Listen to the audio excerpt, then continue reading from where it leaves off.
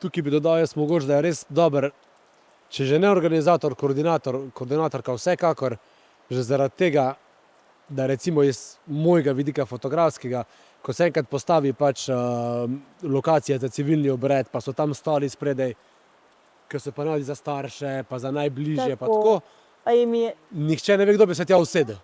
In mora biti nekdo, ki ga povabite, dajte se usesti, ker pol, ko delaš fotografije, pa izgleda, kot da nekaj manjka. Ali zdaj, da nekdo ne upa priti tja, ali da nimajo radi para, kar seveda vemo, da ni res. Sam pač neka ta sramežljivost, kakorkoli. Točno ta izkušnja nas je doletela pri navidezni poroki, ki smo jo imeli, a ne. Tukaj smo na navidezno poroko smo pač povabili vse naše sosede, da so videli, kakšen projekt smo ustvarjali, potem organizatorje porok, a ne, podjetja, ki se ukvarjajo z oddajanjem, se pravi z organizacijo dogodkov, a ne.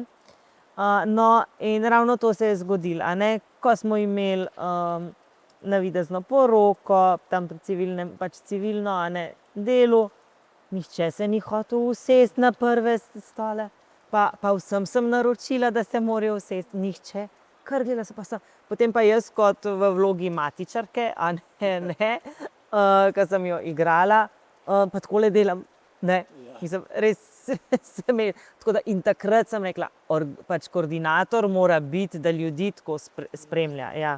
To je bila ena od stvari, ki so me takrat tisti moment zmotile.